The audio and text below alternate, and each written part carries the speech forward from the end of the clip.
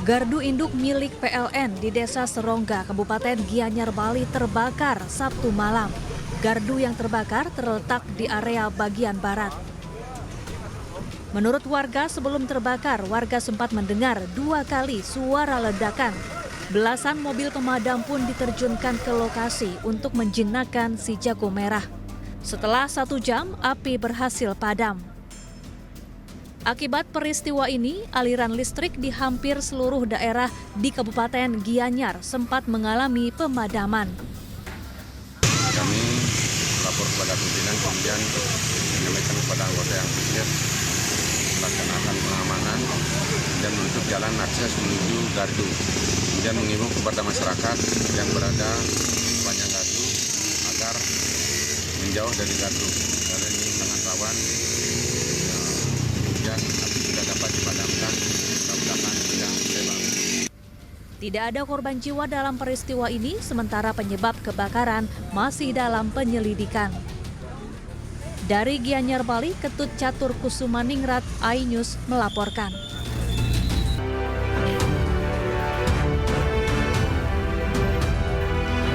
Halo, selamat siang pemirsa. Apa kabar Anda di akhir pekan kali ini? Senang sekali saya Pram Senjaya kembali hadir menemani Anda dalam Ayu Siang pemirsa. Selain 3 berita utama tadi, Ayu Siang juga menyuguhkan beragam informasi penting lainnya. Dan pemirsa, Ayu Siang kali ini kami awali dari seorang maling motor yang babak belur dihakimi warga setelah aksinya terpergok di Tangerang Selatan, Banten. Pelaku bahkan terus menangis kesakitan saat dihujam dengan jimat dan senjata tajam yang ia gunakan, diamankan warga. Ini kena nih, ini kena nih. Ampun lu sekarang, ampun lu, ha? Warga Haji Gadung, Pondok Ranji Ciputat, Tangerang Selatan, Banten berhasil menangkap seorang pelaku pencuri kendaraan bermotor. Bahkan warga yang geram pun terus menghakimi pelaku yang sudah terkepung hingga babak belur. Tidak hanya itu, pelaku pun terus meringis kesakitan saat jimat dan senjata tajam yang ia gunakan diamankan warga. Sebelum berhasil diamankan warga, pelaku dan korban sempat terlibat duel lantaran pelaku nekat membawa motornya dengan cara mencongkelnya terlebih dahulu menggunakan kunci letter T. Saya kejar, langsung saya tendang motornya, dia jatuh tersungkur kan. Dia bangun melakukan perlawanan. Temannya kan nungguin di samping sana tuh. Tapi emang karena dia ngelawan ya saya lawan lagi. Yang penting motor saya pulang ya kan, saya nggak mikirin apa-apa tuh. Sementara itu, usai diamankan warga, pelaku pun langsung digelandang ke Mapolsek Ciputat Timur guna mempertanggungjawabkan perbuatannya. Polisi pun kini mengejar pelaku lainnya yang kabur melarikan diri dan identitasnya telah dikantongi. Dari Tangerang Selatan, Banten, Nunung Purnomo, iNews melaporkan. Sementara itu pemirsa, polisi membekuk pelaku pembegalan mobil sales rokok di Bangkalan, Jawa Timur. Petugas berhasil merebut senjata tajam dari pelaku yang dalam kondisi mabuk.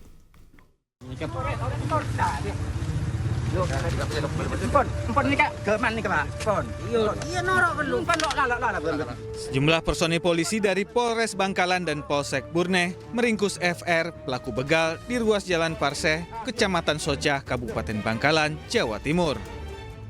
Pelaku yang awalnya terus mengelak dan meracau menolak dibawa polisi, akhirnya menyerah serta pasrah. Penangkapan pelaku sempat mengundang sejumlah warga, bahkan keluarga pelaku di lokasi. Pelaku pun langsung digelandang ke Mapolres Bangkalan guna proses hukum lebih lanjut. Diketahui peristiwa berawal saat 2 sales rokok bersama mobilnya tengah berhenti di tepi jalan dan hendak memasang banner promosi. Saat itulah pelaku mendatangi korban sambil mengeluarkan sajam. Karena ketakutan, pembeli ini langsung menghubungi Polsek, sehingga tim dari Polres dan Polsek langsung ke TKP. Sampai di TKP mendapatkan seorang laki-laki ini masuk ke dalam mobil tersebut dengan menggunakan senjata tajam, sehingga yang bersangkutan diamankan di Polres Bangkalan. Itu pelaku katanya mabuk dan?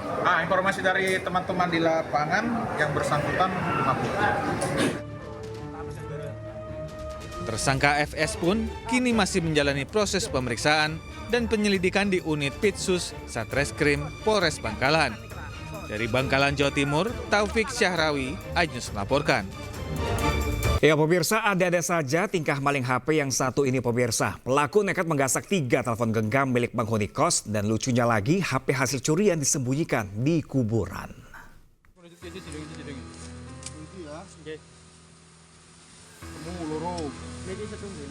Polisi susah payah mencari 3 telepon genggam yang disembunyikan MKA, pelaku pencurian HP milik 3 penghuni kamar kos di sebuah kuburan di Kalibeber, Mojo Tengah, Wonosobo.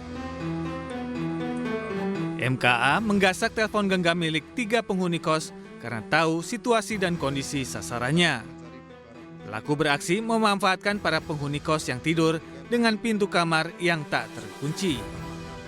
Lalu pelaku menyembunyikan HP hasil curiannya ke sebuah kuburan. Total kerugian yang diderita 3 penghuni kamar kos sebesar 10 juta rupiah. Setelah hilangnya HP, pelaku datang untuk mendata HP-HP yang telah hilang mulai dari kata sandi HP sampai alamat Gmail-nya dan berjanji akan menemani mereka ke polsek pada esok harinya. Namun ditunggu-tunggu pelaku tak kunjung muncul. Curiga para korban akhirnya melaporkan pelaku ke Polsek Mojo Tengah. Dini hari, masuknya lewat mana itu? Lewat pintu utama karena nggak dikunci. Satu kos itu teman-teman kamu ikut tidur di kamar kos itu atau gimana? Satu kamar Satu kamar 3 orang. Pelakunya sudah saat itu langsung kita amankan bersama pelaku juga kami mengamankan untuk yang saat itu disembunyikan di area pemakaman di Solo Tengah. MKA harus mendekam di sel tahanan dan dijerat pasal 363 KUHP tentang pencurian dengan ancaman hukuman 7 tahun penjara. Dari Wonosobo, Jawa Tengah, Didik Dono Hartono, iNews melaporkan. Ya pemirsa, ratusan emak-emak korban penipuan paket sembako murah menggeruduk kediaman salah satu koordinator di Rumah Susun, Karanganyar, Sawah Besar, Jakarta Pusat. Para korban berharap uang mereka senilai total 2 miliar rupiah segera dikembalikan.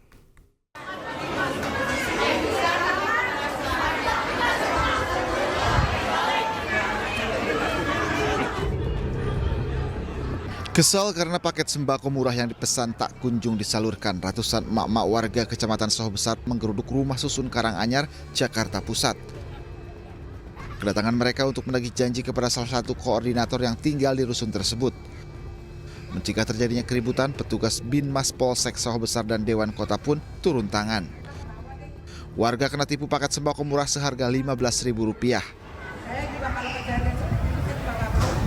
Untuk tahap pertama, paket sembako murah lancar disalurkan kepada para pemesan, namun setelah para koordinator menyetorkan uang untuk gelombang kedua dan ketiga, paket sembako yang dijanjikan pun tak kunjung tiba. Ya karena emak-emak kan nama sembako murah pasti mau aja lah. Gelombang yang pertama saya ikut, awalnya benar tuh. Pas gelombang kedua, awalnya lama tuh telat tanggal. Nah dari situ saya curiga kok tanggalnya beda-beda gitu kan. Dan saya bingung, kenapa nih bisa tanggalnya beda, nggak tepat gitu. Nyatanya ada lagi sembako harganya 50.000. Total ibu berapa? Total ibu hampir 2 jutaan deh. Dewan Kota Jakarta Pusat Dede Sulaiman mengaku akan membantu dengan mengumpulkan bukti-bukti untuk selanjutnya dilaporkan ke polisi. Uang ratusan warga yang telah dibawa kabur pelaku diperkirakan berjumlah sekitar 2 miliar rupiah. Kalau saya pegang uang saya mau juga kali ya. Karena saya nggak pegang uang pada waktu itu. Nah, saya berharap ya aparat kepolisian itu bisa menindaklanjut ya kasus ini, tindak lanjut, segera diproses, tangkap ya. Kalau memang memenuhi unsur, tangkap. Lalu bagaimana ke depannya? Ya kembalikan uang mereka. Kalau memang uang mereka nggak bisa kembalikan, sita asetnya. Selain mendesak pihak kepolisian segera meringkus pelaku yang telah melarikan diri, para korban juga berharap uang mereka bisa dikembalikan. Dari Jakarta, Rani Sanjaya, iNews melaporkan. Ya pemirsa, terima kasih masih bersama kami di iNews Siang pemirsa. Puluhan emak-emak menggerebek tempat penjualan diduga obat-obatan terlarang yang berkedok toko pulsa di Kabupaten Karawang, Jawa Barat. Aksi emak-emak ini terjadi lantaran banyaknya anak remaja yang kerap datang ke toko tersebut.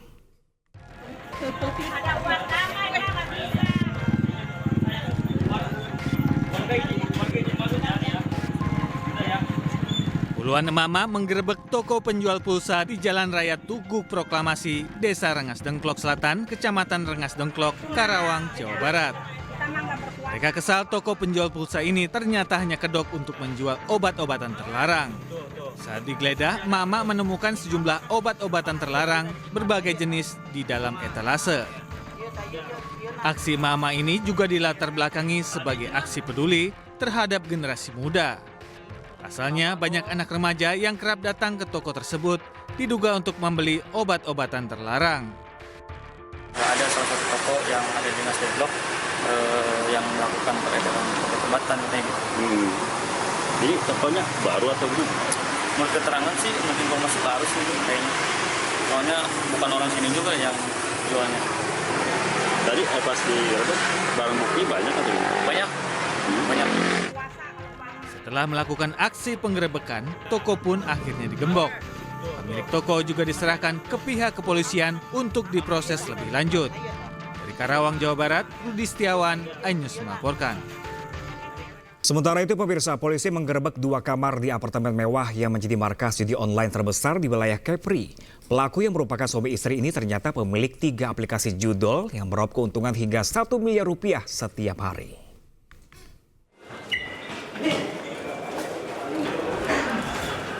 Dua kamar yang berada di lantai 2 dan lantai 17 sebuah apartemen di kawasan Pelita, Kota Batam digerebek Ditkrim Polda Kepri terkait judi online.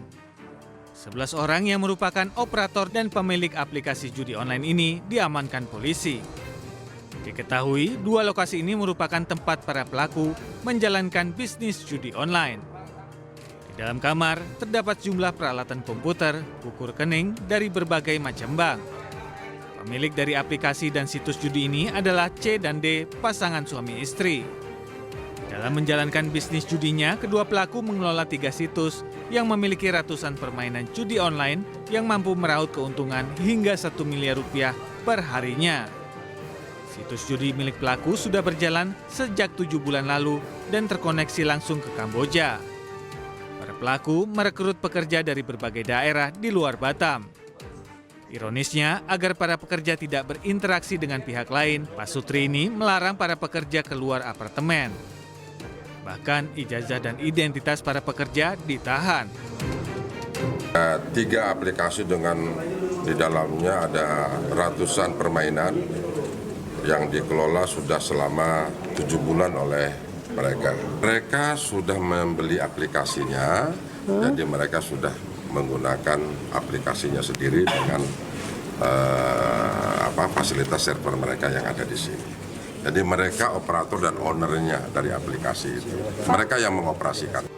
Polisi masih mendalami kasus perjudian online ini dan mencurigai pelaku memiliki lokasi lain dalam menjalankan bisnis haramnya. Dari Batam, Kepulauan Riau, Gusti Yenosa, iNews melaporkan. Kita ke informasi selanjutnya, pemirsa. Komisi Pemberantasan Korupsi dikabarkan melakukan operasi tangkap tangan terhadap sejumlah pejabat eselon di Pemprov Bengkulu. Dari informasi yang dihimpun, salah satu pejabat yang diciduk KPK merupakan calon gubernur incumbent Rohidin Mersyah.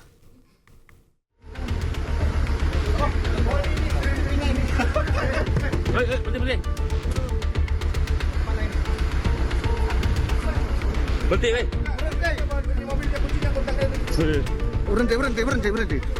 Turun, berhenti. Jangan turun dah. Inilah detik-detik Gubernur Bengkulu Rohidin Mersyah diciduk oleh penyidik KPK. Rohidin Mersyah yang menggunakan topi berwarna putih masuk ke dalam mobil dan langsung dikawal oleh sejumlah polisi. Penangkapan oleh petugas KPK ini terjadi di Kabupaten Bengkulu Utara Sabtu malam.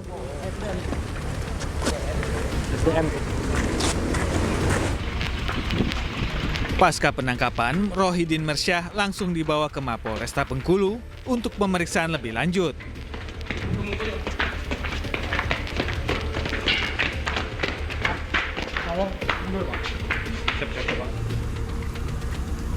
Selain Rohidin, ada 6 pejabat eselon lainnya yang turut diciduk oleh penyidik KPK. Mayoritas di antara mereka merupakan kepala dinas di sejumlah instansi. Sedang dalam pemeriksaan KPK Jadi kita tinggal tunggu berita saja. Bapak yang terakhir itu siapa Pak? Pak Rohidin ya Pak ya? Benar Pak Rohidin saja Pak. Ya memang benar Pak Rohidin yang terakhir masuk. Kita tunggu perkembangan lebih lanjut saja. Ya. Statusnya apa tuh Pak? Ya sedang dalam pemeriksaan. Butuh pengacara nggak dia Pak? Ya saya nggak tahu kalau itu kan. Pak, ini ada kedatangan dari pengacara juga ya Pak? Ya, pengacara tadi udah datang, tapi kami sampaikan bahwa ya tidak bisa masuk ke dalam ya, karena memang ini bukan kegiatan dari Polresta, jadi Polresta hanya mengamankan segala sesuatunya itu tanggung jawab dari KPK ya. Hingga Sabtu malam, 7 orang yang diamankan oleh penyidik KPK masih menjalani pemeriksaan tertutup di Mapolresta Bengkulu. Dari kota Bengkulu, Endro Dwirawan, iNews melaporkan. Ya, pemirsa, perwakilan anggota Kompolnas RI datang untuk mengucapkan bela sungkawa sekaligus meminta keterangan pada keluarga AKP Rianto Ulil Ansar, anggota polisi yang tewas ditembak di Solok Selatan, Sumatera Barat. Ratusan karangan bunga ucapan turut berduka cita memenuhi pekarangan dan halaman rumah duka keluarga almarhum AKP Rianto Ulil di Jalan Antang Raya, Kecamatan Manggala, Kota Makassar, Sulawesi Selatan. Anggota Kompolnas RI Irjen Pol Purnawirawan Ida Utari Purnamasari mengucapkan turut berduka cita atas kejadian ini. Selain rumah duka, Kompolnas RI juga akan mendatangi Polres Solok Selatan untuk meminta keterangan dan data yang valid terkait insiden penembakan ini. Mengetahui kejadian yang sebenarnya itu apa, motifnya apa, sehingga kami bisa memberikan masukan kepada pimpinan bahwa sesuai dengan tugas pokok kami berkenaan dengan pengawasan. Ya pemirsa, kita ke informasi selanjutnya pemirsa. Masih dengan informasi yang sama, terungkap motif penembakan yang menewaskan AKP Rianto Ulil Ansar di mana Kasat Reskrim Polres Solok Selatan ini oleh AKP Dadang Iskandar, Kabak Ops Polres Solok Selatan. Atas perbuatannya, pelaku dijerat pasal berlapis dan terancam hukuman mati.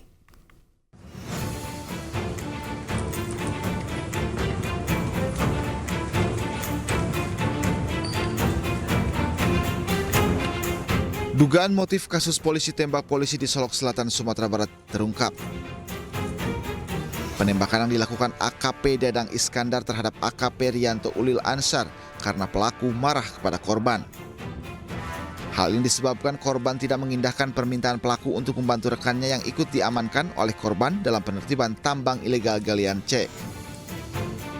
Terkait hal tersebut, pihak Polda Sumatera Barat terus melakukan pemeriksaan secara maraton. Bahkan hingga kini sudah 7 orang saksi diperiksa. Selain itu, penyidik juga tengah mendalami siapa pemilik tambang serta keterlibatan dan peran pelaku dalam kegiatan tambang ilegal di Solok Selatan. Terkait dengan motif kenapa yang bersangkutan melakukan adalah rasa tidak senang di mana rekanan pelaku ini dilakukan penegakan hukum oleh korban di Polres Solok Selatan, sehingga ketika yang bersangkutan mencoba meminta tolong, kemudian tidak ada respon, selanjutnya yang bersangkutan melakukan artinya ini sementara yang keterangan dari tersangka yang kita dapatkan. Tentu kami penyidik akan terus mendalami. Apa benar proses hukumnya terkait tambang? Ya. Artinya benar dia membacking salah satu tambang itu? Ya, ini akan kita dalami kembali terkait dengan perannya di dalam kegiatan tambang ini akan kita dalami. Ya, yang bersangkutan minta tolong kepada Pak Kabak Ops untuk bisa membantu. Atas perbuatannya, selain terancam pemberhentian, tidak dengan hormat, tersangka juga dijerat pasal berlapis dengan ancaman hukuman mati. Dari Padang, Sumatera Barat, Budi Sunandar, iNews melaporkan. Dan pemirsa, untuk mengetahui situasi terkini di pemakaman AKP Rianto Ulil Ansar, sudah ada rekan kami Wahyu Ruslan langsung dari pemakaman Siri Napese, Kota Makassar, Sulawesi Selatan. Halo, selamat siang. Rekan Wahyu. Ya, halo, selamat siang. Selamat siang, Pram. Apakah kondisi atau proses pemakaman sudah berlangsung di sana? Ya, baik, Pram dan pemirsa News TV yang dapat kami sampaikan. Saat ini saya sedang berada di pemakaman Taman Siri Napase yang berada di Kecamatan Birikanaya, Makassar, Sulawesi Selatan. Hari ini proses pemakaman terhadap AKP Rianto Ulil Ansar telah dimakamkan.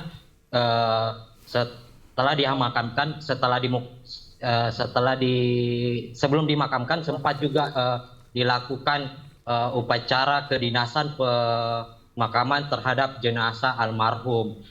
Proses pemakaman ini juga dihadiri oleh keluarga, kerabat maupun rekan sesama polisi, dan juga turut dihadiri oleh Kapolda Sulawesi Selatan dan pejabat petinggi Polda maupun Sumatera Barat. Diketahui Pram, pihak keluarga sendiri berharap bahwa kasus yang menimpa almarhum ini sepenuhnya diserahkan kepada pihak kepolisian. Pihak keluarga juga sangat kaget dengan kejadian tersebut. Pram. Oke, Wahyu Ruslan, ini korban atau almarhum ini meninggalkan berapa orang anak, rekan Wahyu? Diketahui Pram, almarhum ini dikabarkan belum menikah, masih berstatus lajang. Dia anak kedua dari 3 bersaudara, dan dia juga merupakan anak laki satu-satunya, Pak Pram. Lalu bagaimana keluarga dan juga kerabat korban ini mengenal almarhum, rekan Wahyu? Kalau dari berbincang-bincang sedikit sama pihak keluarga sendiri, almarhum ini sih dikenal sangat ramah, baik, termasuk peduli dengan keluarga. Lalu bagaimana dengan lingkungan kerjanya, rekan Wahyu? Seperti apa sosok dikenal dari almarhum ini? Almarhum ini tempat kerjanya kan berada di Polres Solok Selatan. Selama bertugas, almarhum dikenal sangat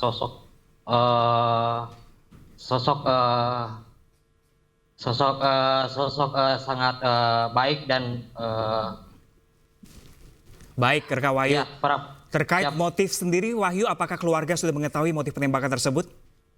Kalau sejauh ini pihak keluarga sendiri belum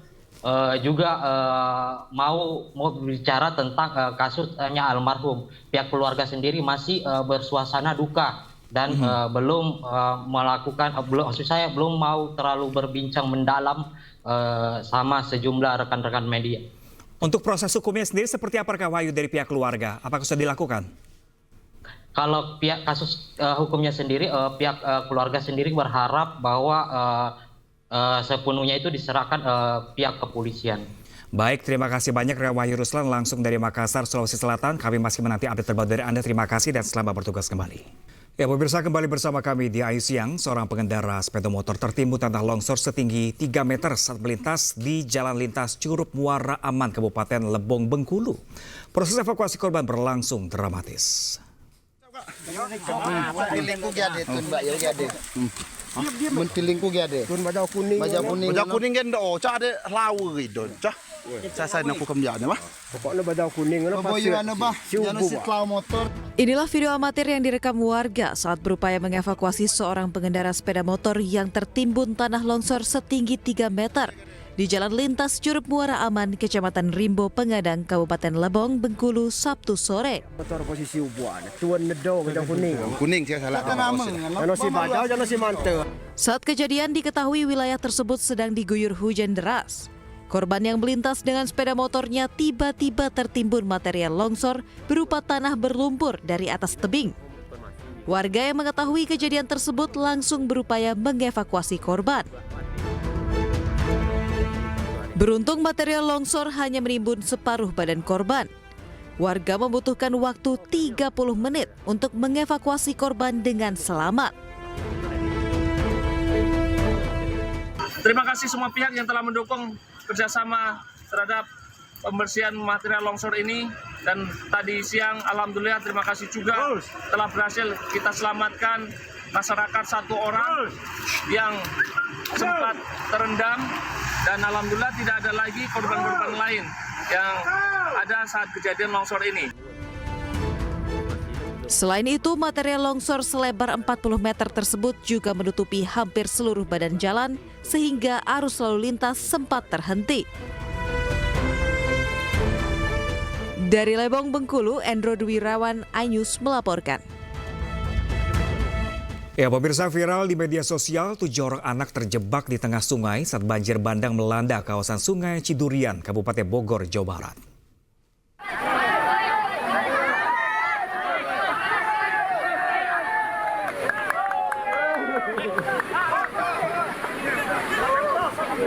Proses evakuasi berlangsung dramatis oleh tim gabungan TNI Polri dan Satpol PP yang dibantu oleh warga. Hingga akhirnya ke-7 orang anak dapat diselamatkan. Menurut warga, ke-7 bocah tersebut sedang asik mandi di sungai, namun tiba-tiba air meluap hingga mereka berada di tengah-tengah sungai yang deras. Warga sekitar dengan pihak pemerintah dan aparat setempat mengevakuasi ke-7 bocah tersebut dengan menggunakan alat seadanya. Nah, di mana proses evakuasi juga berlangsung dramatis. Anak-anak itu berjumlah sekitar 7 orang ya. 7 orang yang memang lagi mandi lah di kali ya. Dan mereka yang 5 itu terjebak, yang 2 memang bisa menyelamatkan diri gitu ya. Dan alhamdulillah yang 5 orang itu bersama dengan pihak masyarakat Desa Sukamaju, termasuk hadir tadi dari Kapolsek Cigudeg ya, termasuk dari pihak kecamatan juga ikut membantu dalam Ya, pemirsa, akibat hujan deras pada Sabtu pagi, tanggul yang berada di kawasan perumahan Garden City, Kota Tangerang, Banten, jebol. Jebolnya tanggul Kali Alamanda, 3 rukun warga di antaranya terdampak terendam banjir setinggi 100 cm. RW 21 menjadi yang terparah. Warga terdampak diungsikan ke Balai Serbaguna. Sementara itu tanggul yang jebol sudah diperbaiki sementara dengan karung berisikan tanah. Ya kan? Enggak sih, Mama. Memasuki hari keempat banjir luapan Sungai Citarum hingga pagi tadi, pemirsa, masih menggenangi pemukiman warga di Kecamatan Dayakolot, Kabupaten Bandung, Jawa Barat. Meski tidak sebesar hari kemarin, kedalaman banjir yang menggenangi pemukiman warga masih tinggi, berkisar antara 100 hingga 150 cm. Hingga kini, sebagian warga yang memiliki lantai 2 masih bertahan di rumahnya masing-masing.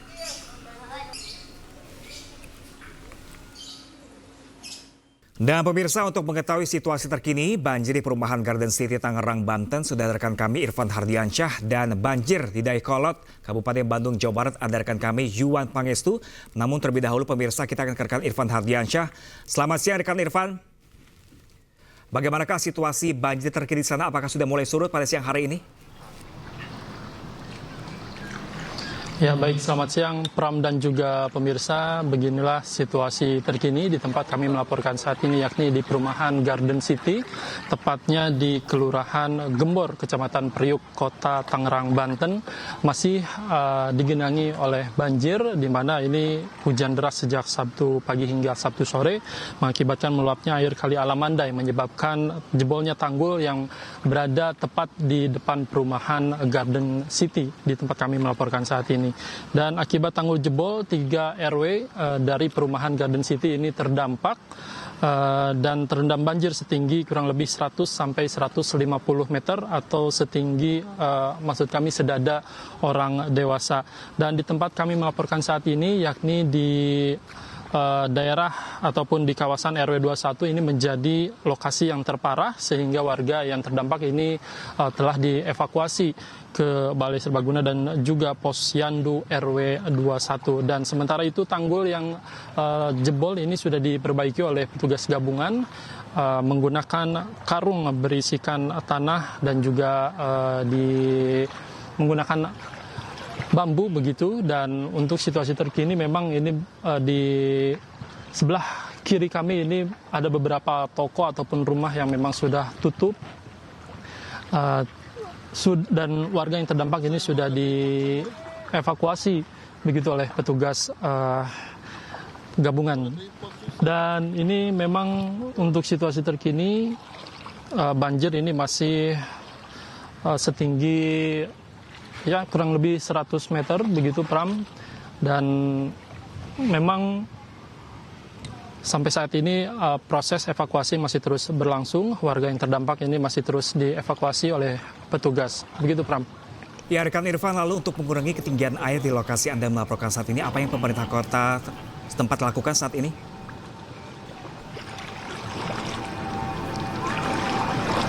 Ya, untuk mengurangi banjir ini pemerintah Kota Tangerang sudah mulai kembali pompa yang memang sudah dinyalakan kembali, dan ini air sudah mulai disedot oleh pompa yang memang sejak dari pagi ini sudah dilakukan penyedotan begitu untuk mengurangi tingginya banjir yang pada saat ini masih terendam di beberapa wilayah yang berada di dua perumahan, yakni di Garden City dan juga Total Persada Kota Tangerang. Tanggul sudah diperbaiki di sana. Lalu apakah jika hujan turun dengan deras kembali, apakah kemungkinan banjir akan semakin tinggi?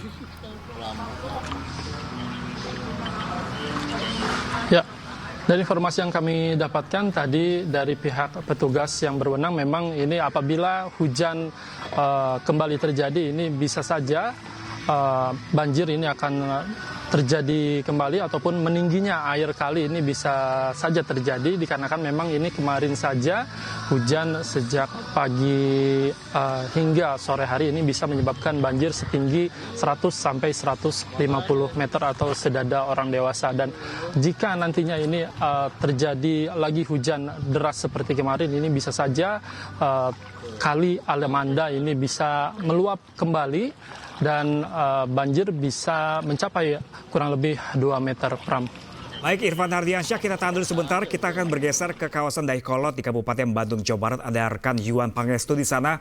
Selamat siang, rekan Yuan. Seperti apakah kondisi banjir di sana?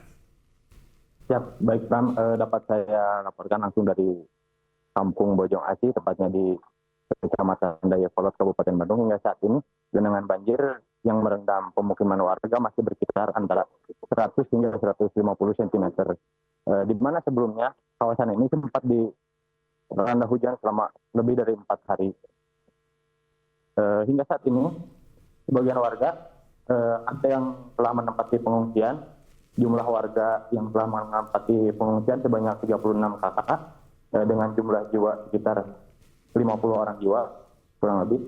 Dan sebagian warga lainnya masih tetap bertahan di rumahnya masing-masing karena memiliki lantai 2. Sementara itu untuk genangan banjir sendiri di Bojong Asi sendiri di kampung ini itu merendam 11 RW atau 11 rukun warga dari total 14 rukun warga yang ada di Desa Dayakolot. Baik, begitu Pram. Oke. Dan rekan Yuan, ini sudah berhari-hari banjir terjadi di sana. Lalu bagaimana bantuan pangan dan juga konsumsi untuk para warga di sana yang masih tetap bertahan di rumahnya?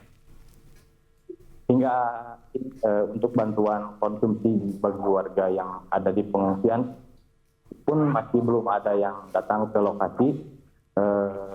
Sementara itu baik untuk warga yang tetap bertahan di rumah itu hingga saat ini masih dengan kondisi makanan stok sisa. Warga pun harus keluar memaksakan diri menerobos genangan air agar dapat membeli makanan, gitu kan. Oke, selain bantuan yang belum ada masuk ke dalam lingkungan banjir di sana, bagaimana dengan petugas keamanan? Apakah ada yang berkeliling ikut berjaga membantu warga di sana? Untuk keamanan di lokasi banjir sendiri, petugas kepolisian dari Polresta Bandung rutin mengadakan apel. Maksudnya pengecekan ke tiap rumah yang ditinggalkan oleh pengungsi, di mana tiap malam polisi dengan bergantian terus menerus mengecek kondisi rumah warga agar tidak terjadi kemalingan atau hilang. Oke baik, terima kasih banyak Riwan Pangestu langsung dari Dayakolot, Kabupaten Bandung, Jawa Barat. Dan sebelumnya tadi rekan kami Irfan Hardiansyah langsung dari Tangerang, Banten. Tetap berwaspada dan hati-hati di sana rekan-rekan. Terima kasih dan selamat bertugas kembali. Pemirsa, masih di Anju Siang bersama saya Aulia Wardani. Dan memasuki masa tenang pilkada mulai Minggu dini hari tadi, aparat gabungan membersihkan dan juga menertibkan alat peraga kampanye di sejumlah daerah. Penertiban APK akan terus digelar hingga 3 hari ke depan. Di Sidoarjo, Jawa Timur, petugas bergerak dari kantor KPU ke sejumlah titik keramaian dan tempat umum untuk menertibkan alat peraga kampanye atau APK yang masih terpasang. Seluruh APK dirobek dan dimasukkan ke dalam truk untuk selanjutnya dibawa ke kantor Satpol PP Sidoarjo. Dalam pembersihan dan juga penertiban APK ini tidak ada tim pemenangan paslon yang datang untuk ikut terlibat meski telah dihubungi oleh pihak KPU dan juga Bawaslu.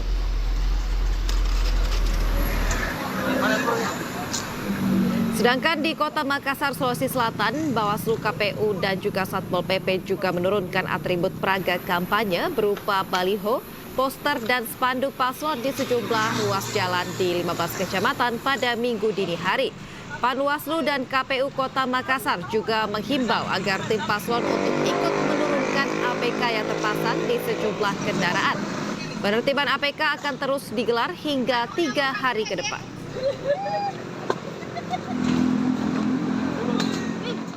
Pemirsa, penertiban alat peraga kampanye sebagai komitmen memastikan pilkada berjalan sesuai aturan serta menjunjung tinggi sportivitas menciptakan masa tenang yang tertib, aman, dan damai. Pemerintah kota juga akan menindak tegas bagi para ASN yang berkampanye di masa tenang.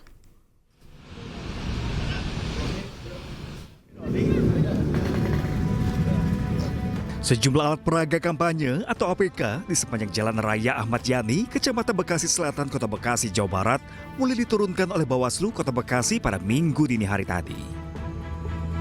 Penurunan APK juga dilakukan secara serentak di seluruh kecamatan dan juga kelurahan yang juga melibatkan KPU Kota Bekasi, Satpol PP, Dinas Perhubungan Kota Bekasi, Polres Metro Bekasi, dan juga TNI.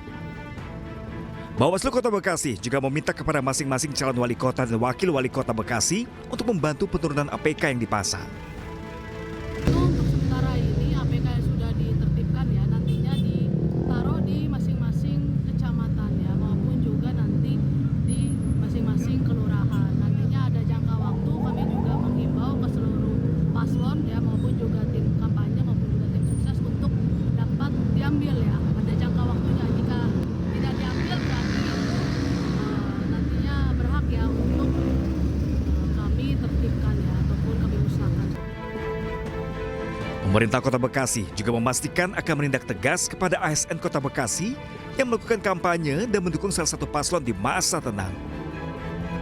Senantiasa mengingatkan jajaran ASN dan PKK Kota Bekasi ya, jangan sampai ikut politik praktis.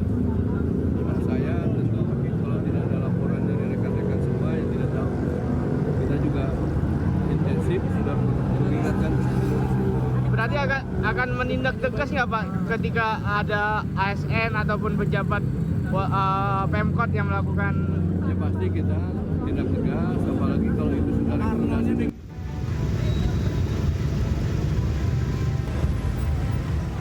Bergeser ke Jawa Timur, tepat di pukul 12 malam, Komisi Pemilihan Umum Jawa Timur bersama Satpol PP menertibkan seluruh alat peraga kampanye atau APK paslon yang berkontestasi dalam ajang Pilkada Serentak 2024.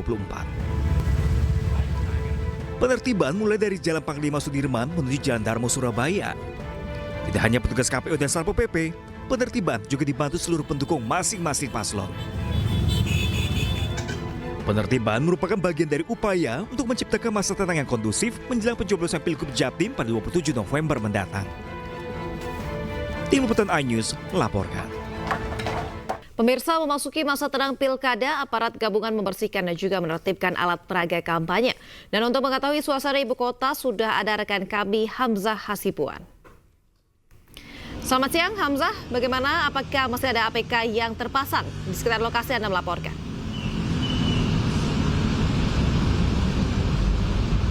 Ya, Aulia dan juga pemirsa, saat ini Pilkada Jakarta 2024 telah memasuki masa tenang yang berlangsung selama 3 hari.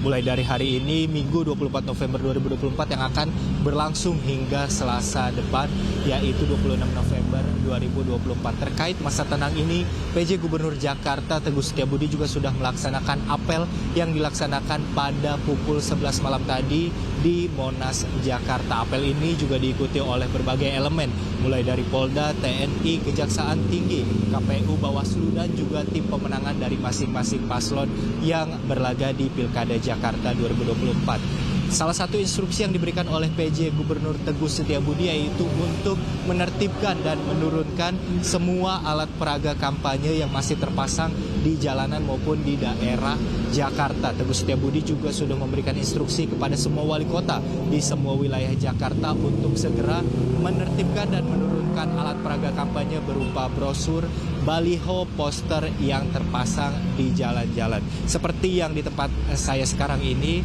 proses penertiban dan juga penurunan alat peraga kampanye sudah berlangsung dari malam tadi hingga dini hari. Sehingga sekarang di jalanan Rasuna Said maupun jalanan Pancoran yang tadi sudah kami susuri juga sudah tidak terlihat beberapa alat peraga kampanye. Hanya terlihat sisa-sisa seperti tali yang menurut penuturan warga juga merupakan bekas-bekas alat peraga kampanye yang sebelumnya dipasangkan di pagar maupun di tiang-tiang yang ada di jalanan Jakarta, Aulia.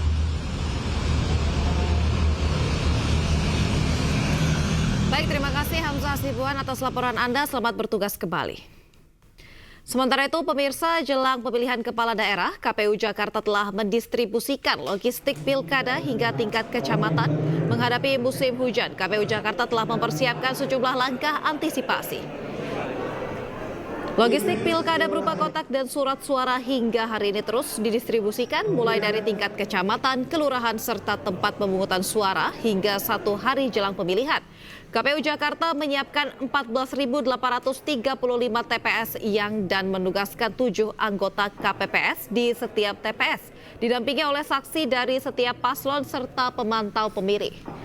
Ketua Divisi Sosialisasi Pendidikan Pemilih dan Partisipasi Masyarakat KPU Provinsi DKI Jakarta, Astri Megatari menjelaskan menghadapi musim hujan, KPU Jakarta juga telah melakukan sejumlah langkah antisipasi. Ya, memang salah satu tantangan kami dalam hal pemungutan suara adalah tentunya terkait cuaca ya, karena berdasarkan prediksi dari BMKG di tanggal 27 November nanti ini diprediksi akan hujan. Sekarang pun di beberapa daerah di DKI Jakarta kita lihat sudah mulai tergenang. Nah, untuk itu kami juga sudah berkoordinasi dengan pihak BPBD terkait dengan bagaimana penanganan di lokasi-lokasi yang rawan banjir. Terutama halnya dengan nanti ada kemungkinan misalnya TPS. Pemirsa, Presiden Republik Indonesia Prabowo Subianto tiba di Bandara Halim Perdana Kusuma, Jakarta setelah melakukan lawatan ke sejumlah negara untuk melakukan kunjungan negara. Kedatangan Prabowo kembali ke tanah air disambut oleh Wakil Presiden Republik Indonesia Gibran Rakabuming Raka. Beberapa Menteri Kabinet Merah Putih juga turut sambut kedatangan Presiden Prabowo. Prabowo yang tiba menyambut dengan sapaan hormat dan juga hangat. Seperti diketahui, Prabowo usai menjalani perjalanan dinas total 16 hari sejak tanggal 8 November 2024.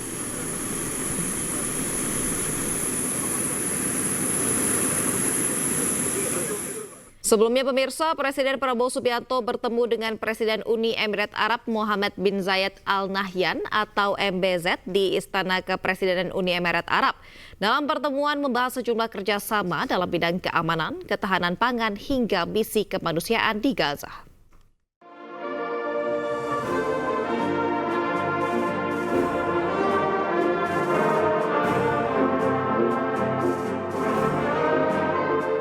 Kedatangan Presiden Prabowo disambut oleh Presiden Uni Emirat Arab Mohammed bin Zayed Al Nahyan di Istana Kepresidenan Uni Emirat Arab Sabtu waktu setempat. Dalam pertemuan, Presiden Prabowo menyampaikan terima kasih atas inisiatif Uni Emirat Arab dalam melibatkan Indonesia pada misi kemanusiaan di Gaza. Prabowo juga mengundang Uni Emirat Arab untuk bekerja sama dengan Indonesia dalam menjamin keamanan dan ketahanan pangan. Banyak hal kami sudah kerjasama baik. Saya juga ingin mengucapkan terima kasih dalam rangka memberi bantuan kemanusiaan. Uni Arab Emirates mengajak kami dan sekarang tim kesehatan kami bekerja sama dengan rumah sakit lapangan Uni Arab Emirates di Rafah, Gaza. Kami terima kasih atas kerjasama ini, atas inisiatif yang mulia mengajak kami sangat berterima kasih. وهذا كله يؤكد أننا اليوم ننطلق من قاعدة صلبة وأن إن شاء الله سوف نعزز هذه القاعدة ونوسع من مجالات التعاون بيننا ونستثمر كل الفرص المتاحة لذلك. Di sisi lain, MBZ menyoroti beberapa capaian konkret dari kerjasama kedua negara, termasuk pertumbuhan perdagangan non-migas yang mencapai 12% pada 2023 dengan nilai sekitar 4,6 miliar US dollar. Selain itu, Indonesia dan Uni Emirat Arab juga telah menjalin kerjasama di berbagai sektor strategis, seperti energi terbarukan, aksi iklim, kecerdasan buatan, pendidikan, dan keamanan pangan. Pemirsa, Anda kembali di iNews Siang. Puluhan rumah warga di Kampung Bendungan Jatinegara, Jakarta Timur hangus terbakar.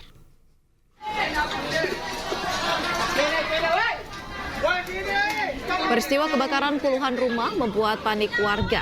Api dengan cepat membesar membakar bangunan rumah warga yang terbuat dari bangunan semi permanen. Sejumlah warga berupaya memadamkan api dengan alat seadanya. Belum diketahui penyebab pasti kebakaran rumah warga. Hingga saat ini petugas berupaya memadamkan api.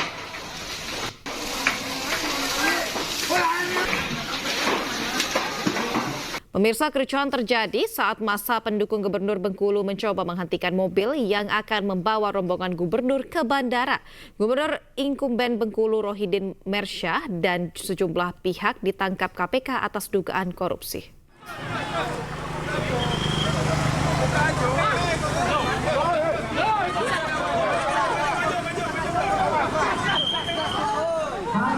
Masa pendukung Gubernur incumbent Bengkulu Rohidin Mersyah menghadang mobil polisi yang digunakan untuk membawa Rohidin Mersyah ke Bandara Fatmawati Bengkulu. Sebelumnya Rohidin Mersyah harus dipindahkan ke mobil Inafis polisi menuju bandara untuk keamanan. Namun massa yang mengetahui hal tersebut sempat melakukan pengadangan sehingga terjadi dorong-mendorong antara polisi dan massa pendukung. Sebelumnya massa sempat berunjuk rasa di depan Mapolresta Bengkulu menuntut kejelasan penangkapan yang dilakukan oleh penyidik KPK terhadap gubernur dan sejumlah pejabat lainnya.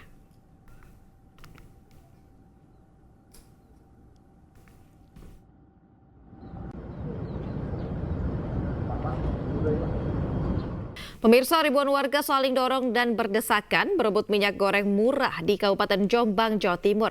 Minyak goreng dijual seharga Rp5.000 per 2 liter.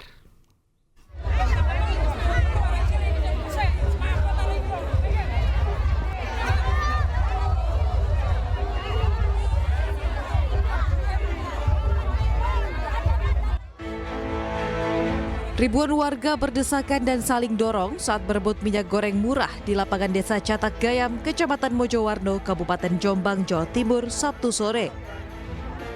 Warga terus berusaha maju membeli minyak goreng murah yang dibagikan dari atas truk. Akibatnya seorang anak kecil yang terjepit di tengah himpitan warga menangis.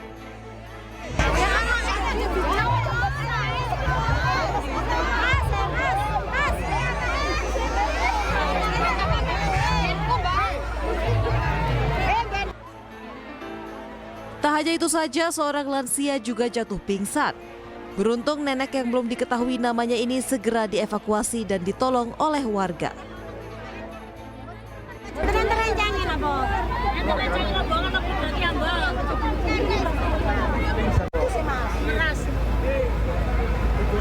Beli berapa ini? 5.000. 5.000. Dapatnya 5 liter. Dapat 2 minyak.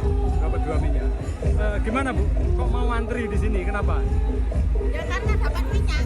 Kan desak-desaan ini. Iya, kan murah. Murah ya? Iya. Memang minyak di luar harganya berapa Bu? Di luar 15.000. Lebih mahal.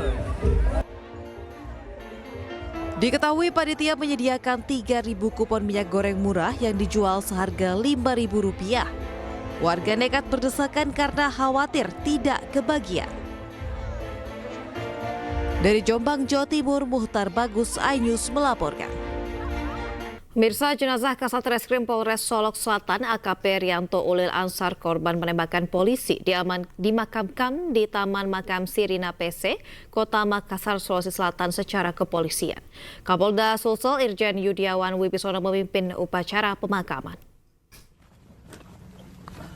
Jenazah Rianto tiba sekitar pukul 9.30 WITA. Upacara pelepasan sebelumnya dilakukan di rumah duka yang dipimpin Wakapolda Sulsel Brigjen Nasri. Prosesi pemakaman diawali ibadah pelepasan jenazah. Setelah itu dilanjutkan upacara pemakaman yang dipimpin Kapolda Sulsel Irjen Yudiawan Wibisono. Keluarga tidak kuasa menahan tangis begitu peti jenazah mulai tertutupi tanah. Sebelumnya Kapolri Jenderal Listio Sigit Prabowo memberikan kenaikan pangkat luar biasa anumerta kepada AKP Rianto sebagai penghormatan terakhir.